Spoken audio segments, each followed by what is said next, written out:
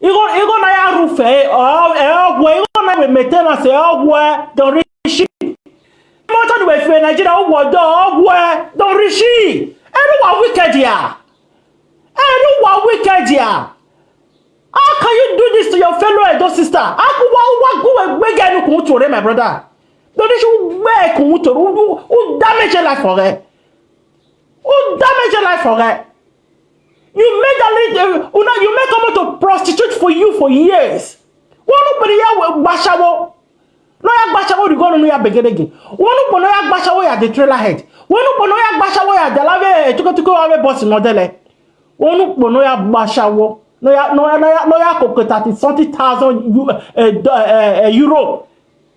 Ona munwe my brother. Umemaido ekuwe wa hamwewe na ya fefen we una. You can go scot free. You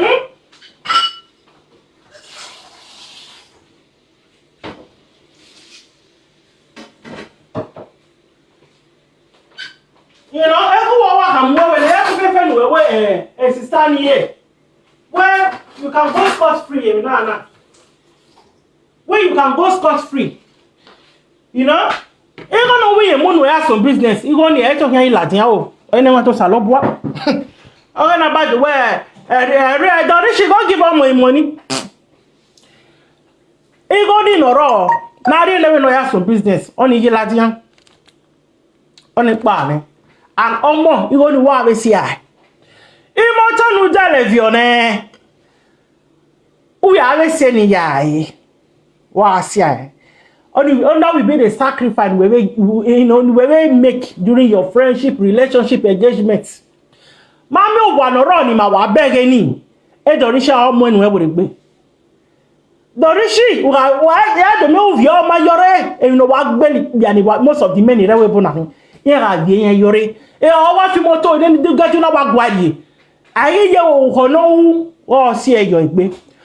Eto wo ke yen mu go ne Dorishi abo wa bayan o wa yen mamie ye ma double one ye ma do mabo e picture ro we ni mami picture ezo na eve gave gbe yo e gba ori o we go no mabo wa sister we ke yin asa wo wa ro ma be go wa ni mutia igo gene gana ya o ya boy igo no be mu ne Dorishi ya complete so Dorishi o wani mu ne no ya When no ya work no years no waste no ya the engagement ring no ma ya marry no ya be no be amegu wo ya gbe your bo we no ya woni e mama e di ma ho with social media we na ye kana ya sister ni ya o ma mi odo e gbo igbe aja ya yin hey jimi you know o ma mi odo o ma e bie e me bebe we bo after you go rere Dorishi Yao enegwe matana obon ezo won yiko avian when ya fefe we fi wo me ti gbegbe matana but deep down we go wani go wo ya bo wo yan we ni kata ba we na me we no taye yan we Dorishi adoto ona when he say he want buy land I can't give am money to support am make case we Dorishi come dey build a house when you win work Dorishi mi go wana lawo wo egumi abo well okay when Dorishi they build the house I can't support her with money that one a different case you understand maybe we dey go Nigeria cause maybe we back away to of us go use whatever na ya here ya or you better you get motor no mi motor you know a catch no dey Dorishi wa ave mi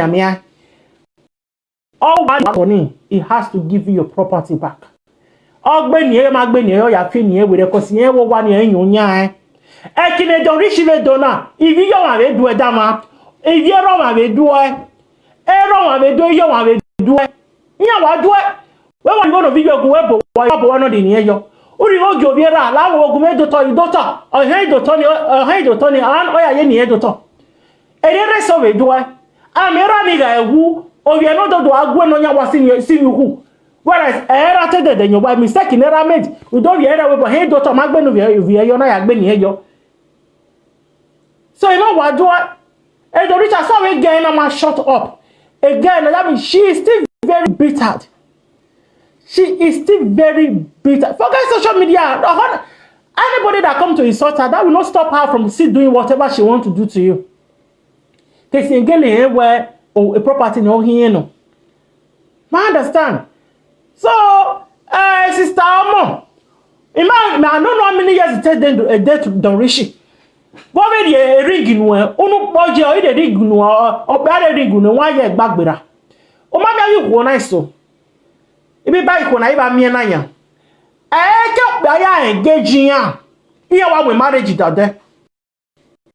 Ma engage many more.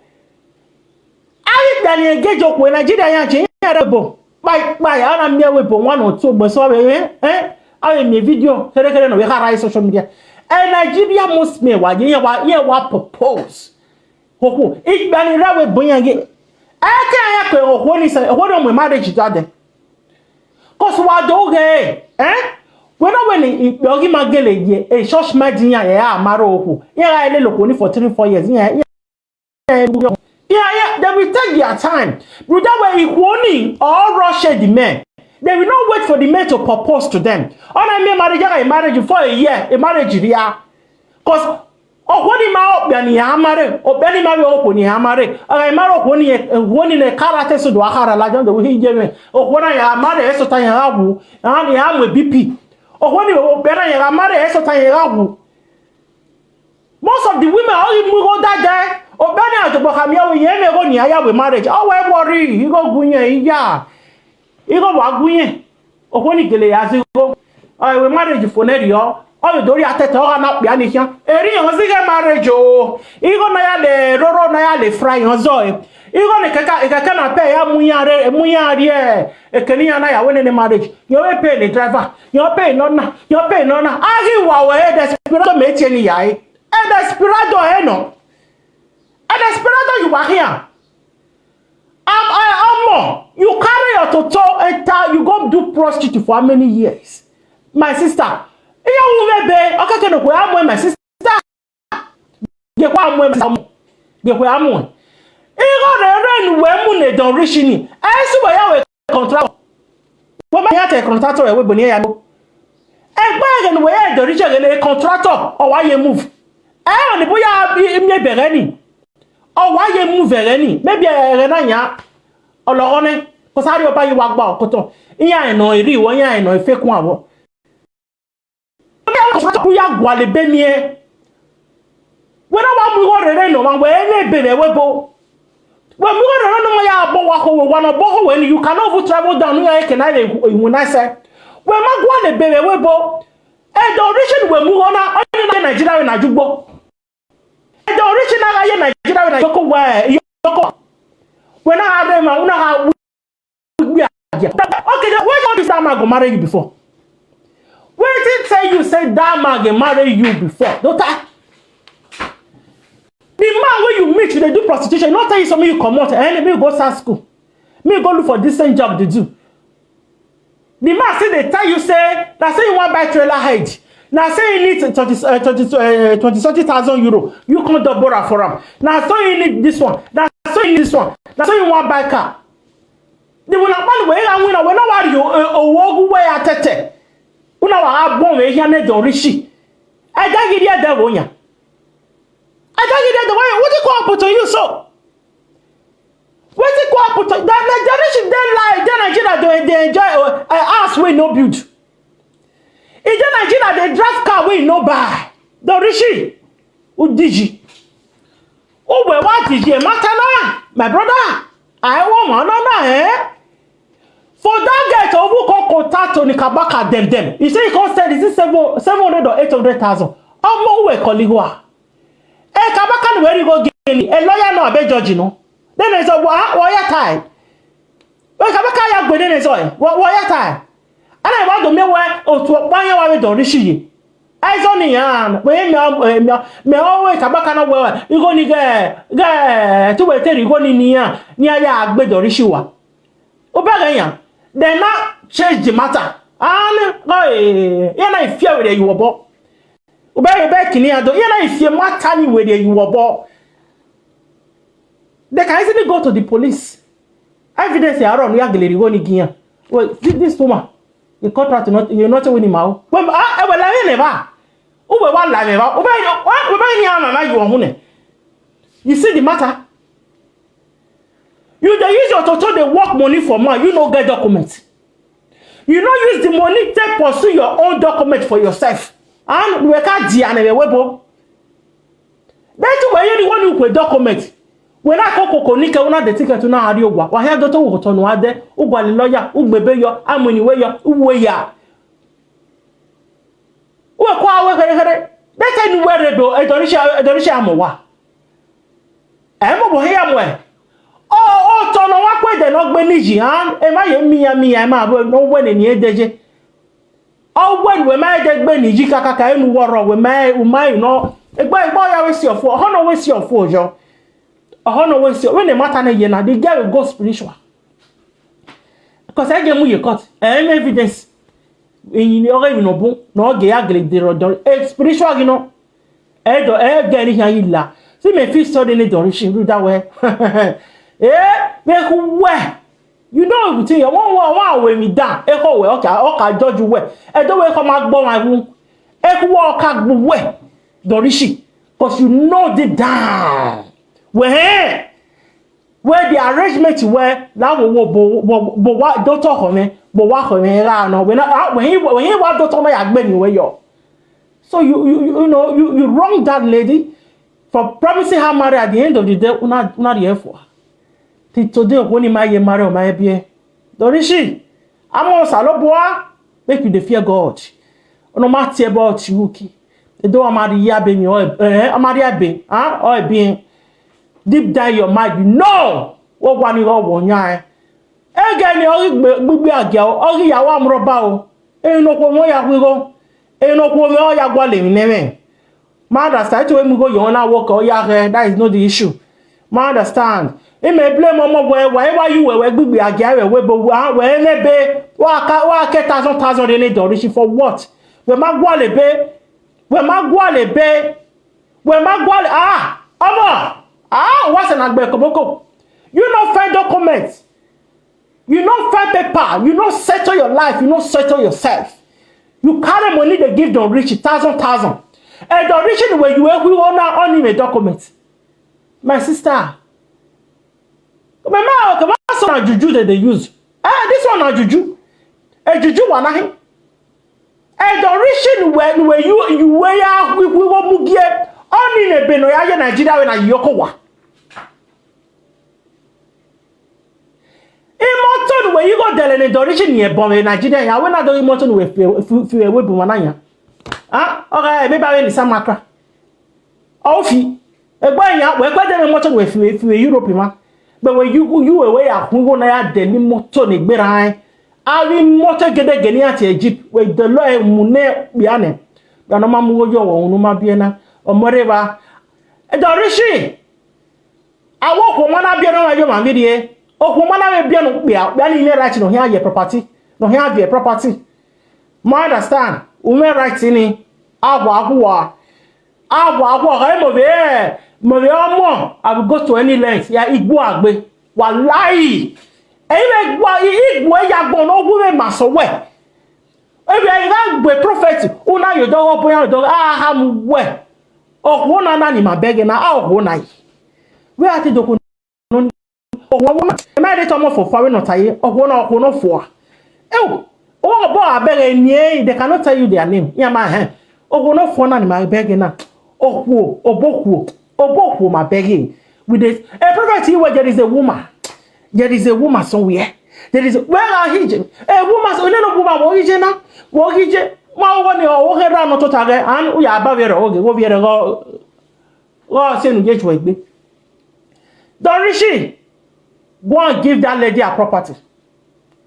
Go and give her. Oh, you may go no mu no ya we business oni ogwo gi ni hin lucky we no. Oh, you may motor no television we wo hin yan motor view ahia. Mami property already my brother. We come mune don't make no mo na egba we no ya ran we. Don't you need to know cause e be my home my brother. They never dark. Ma understand? E be my home. Go and give her a property back. Oh, you know deep down where that is the truth of the matter. Do why I make ya why now? My brother, go and give her a property back. One bullet will go one. Or we go one, my brother. In Nigeria, imagine. Ene nu bi ave mo pole gagbe e. Uvu awa here wa bi mo pole, eve mo pole le gbe ba. Eve mo po ya gade gbe ba. When I go for one, walk freely. I hear eve mo pole le gbe. I understand. So Dorishi, you have wronged her. You have wronged her for you to even waste a time on my marry. Only look, it was so you be here. Ọ̀nà wa mú ẹ̀rẹ́ rí a, ọ̀rí ẹ̀rí ìgbìmẹ̀, ọmọ yìí máa rẹ̀ wọ́n náà yà máa rẹ̀ wọ́n abẹ́. Ẹ̀wọ̀ yẹn lè ṣí ẹgbẹ́ yọ ní. Máa bí ọ̀nà wá di ìwọ̀ rẹ̀, ọ̀nà yà gbogbo àgìyà, ọ̀nà yà bẹ̀gẹ́dẹ́gẹ́ láwùwọ̀ gùn mẹ́bọ̀ wájọ oríṣi náà yà gbé níwẹ̀jọ. Wẹ́nà yà á dé sí ìfẹ́ ẹ̀. Wà á dún wọn tirẹ̀là, wà á dún gẹ́jú, ọ̀nà dé yà ọ̀nà múnú. Dorishi! Ẹrú wẹ̀rẹ̀ hu ọ̀hún yàn wẹ́ bẹ̀rẹ̀ à. Dorishi! Ata! Adala! Dorishi! Oh, you have to be very careful. You have to be careful. Go and give her a property. Agbe love is say wa. Oh no buyepo. Wa o ti trust to where. Ona mu na ni juobo. We hipo wa we agbe nu we jo. Ara wo vi you where. Ara wo vi you where Dorishi. Imoto na fi we if you are here, mo tai na ayin tai. Cause imoto ni yen ti expect wa of imoto ni yen. Idi cash no dey we dey here. Awe beri gwa owo hera. Mami wa no nu bo yen ni. Eni o agbeyo anywhere wonya e. Ma understand? So wa mo wa ne wo de gbe. Wa mo wa ne wo de gbe. Wa.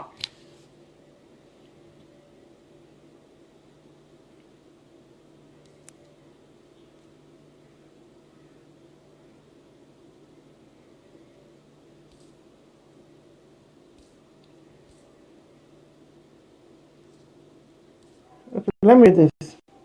Where is the evidence she gave Dorishi money? Tell me the kind of work where Dorishi don't work for Europe. And where Dorishi build that house. Dorishi Mauna then she throw down. In fact, Dorishi is a chronic centro. And Dorishi ga o ya go one get here ya boy. When the Dorishi have a boy. I video Miami on. How we hear Dorishi? They are we at they know we at the Dorishi. In another year. Well, one ananya. Then you need Dorishi girl who won ye up one da. Ah, the defe. Oh, we need defe. Oh, the body fear venny and gaggy. Oh, we are getting yore. Oh, we are one man. Boy, I shall love my Yako. Oh, you call you. Oh, you. Oh, you are dear, I don't feel budget. I don't know if you are getting here. Now you can't win. Oh, the air you here, baby. When the Dorishi be boy born over. My area was so bad. They're not saying like Malo. We are not Malo. Because the Dorishi here. Where yes. You gonna have one again lady trust I saw where already ginene. Ona mu gonna go ya bu wa Dorishi na ya gbe ni ejo. Nearly 40,000 euro no me the lady here. Odi na ga we me don know gagba plan life. That is what the girl was thinking. As a woman, I can tell, I know. I need what in my reason. I don't could be an know. Gagba planning like that is what she was doing. Dorishi yes, and me are clicking it. All I do, I work mano. Dorishi, you know within your heart. Enough your atom. Only help me buy car. Only help me buy house. I beg you, I love it. Oh, I will not buy you, not tie. Maybe you want to get any man no. She will keep every document. She will document everything. Oh, no, if fiancé. Oh, it was all right. Baby, you don't trust me. Why you going? Okay, trust me. We are your boy. We give me ravage. She collected the lady's property, her money. Dorishi wasted the lady's time. Ale hodi magwa kana Dorishi o my ye bi my own dem how many years. Honi ra total do we, huh? Igo rere ni yen kwa we webo. Obu we ne Dorishi oye. O wa ni yen bo we ne Dorishi we miye. My brother. Use your tongue to count your account. Yawe we akakonoru onu Yawe we ave baba gbogbo li se no sameno ya ho ni. Ameni a ofeli we cause deep down we go wani o wo yan. When you talk when you go no gume ya bobo na ya gbe no, you know that is the matter. It's on your own good to return a property. Or even motor television well, view rien. Or even cash no wa carry anyway. They are here. Mami wani. Ega we wujo Do my bob we wonu bo. We gbe aje we bo. Don't win. Don't gwali winner. Winner no save go. We are bob we gbe yo. Ono right 3 bedroom bungalow bo. We lawe an u ye fan. Oh yeah, fan that way. Igo we here bosses say gbe won do were no mu. All too much gbe. At the end 650 ye we no ogwa no mmori eropa. O mmori eropa. So if the data I'm over married, you don't marry now, you don't move on. You might move on. I can waste your more. He's still looking at you from Uria. Ubere, might move on. She's still very hungry. She's bitter whenever she will remember. I don't know je were ebonomu boy. Dorishi, you cannot do this to anybody. Do no one know ya vie. Nere mina or mina me o mina or me oh yeah ya we quiet. Dorishi, way what you did was totally wrong. So social media na maje. If you are mobugbe na lajo we destiny girl e dey all blackmailing. Monica like the platform again. I will video but why destiny me 1,000 euro hada o. Our destiny me 1,000. I Monica 1,003. I pay 1,008. 1,008 euro hana. We are not talking about 1,100 trailer head 1,008 you have money.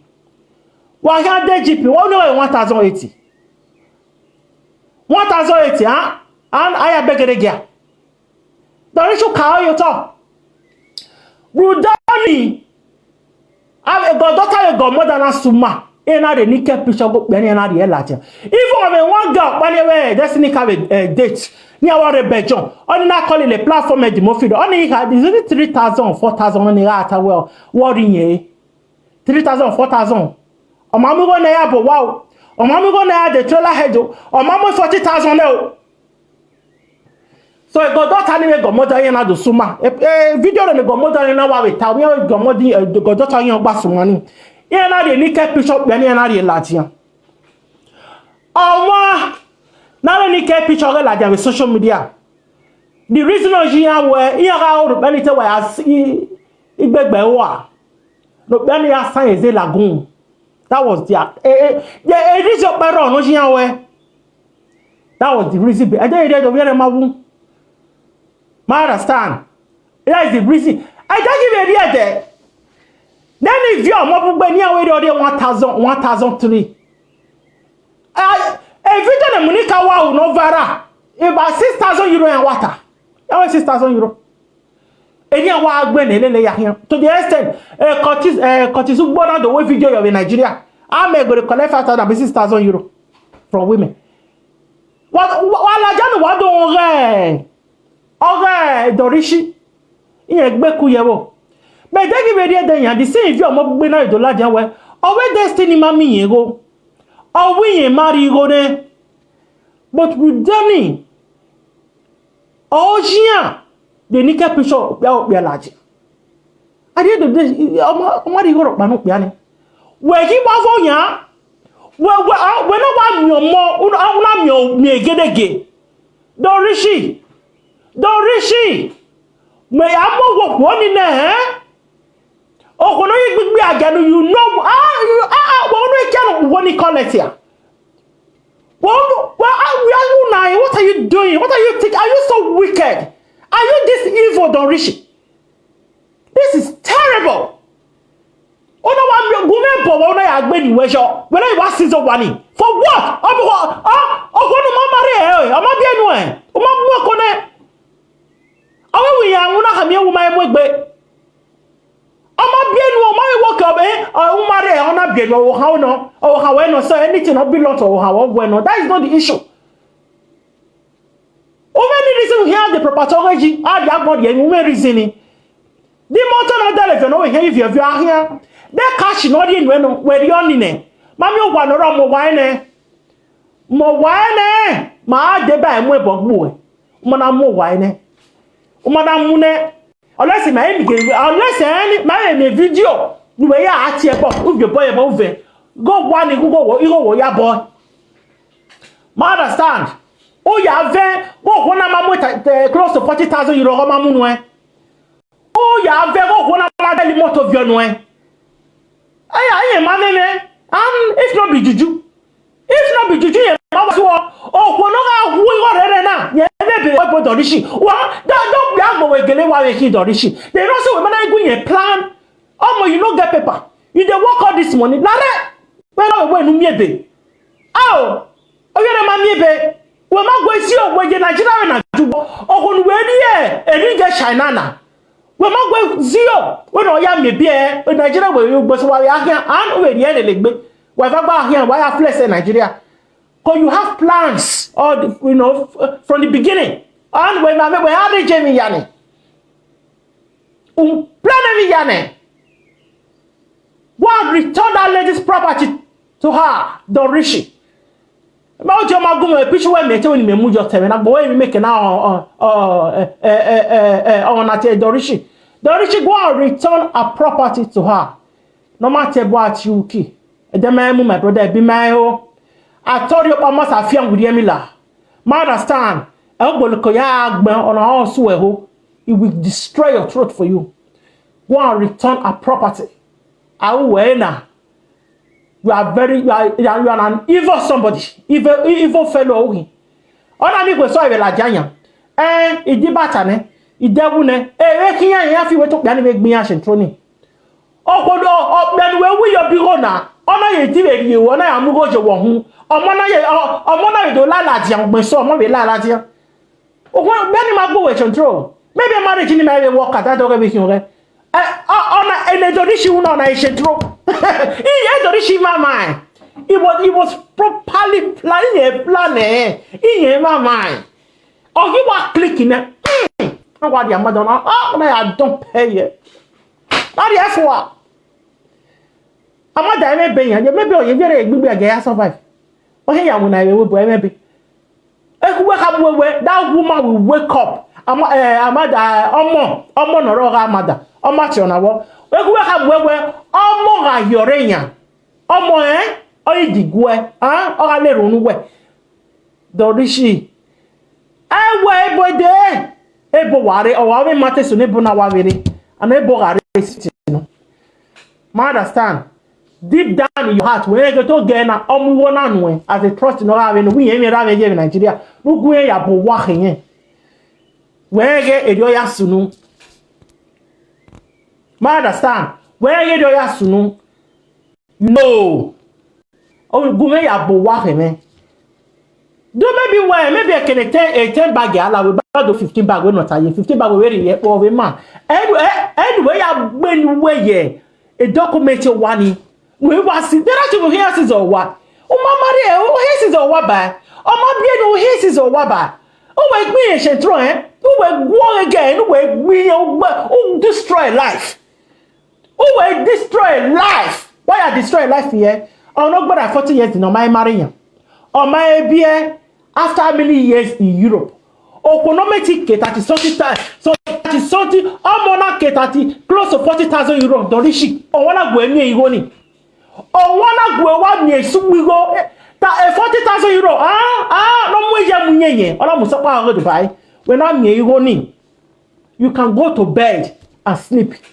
Dorishi wa love lave. Wa love lave Dorishi. Daddy man and I love you advice na my no my video. Wa love lave Dorishi. This is just too much.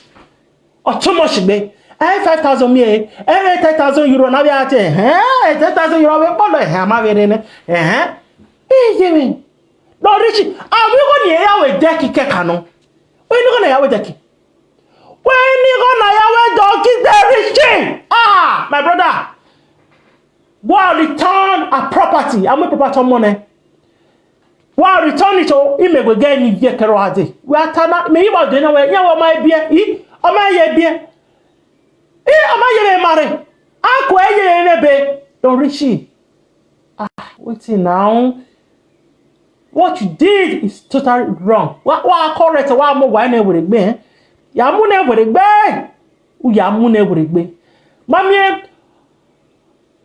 when the book agbe se to de yo gbo na ogbu ohun ona too much gbe or too much gbe this is too much obungbe ma understand me na yan so no vie jo they take the original doctor when he can't isin cause ma so ya think I say they tell we not tell we the original doctor omo na we as the rich one buy land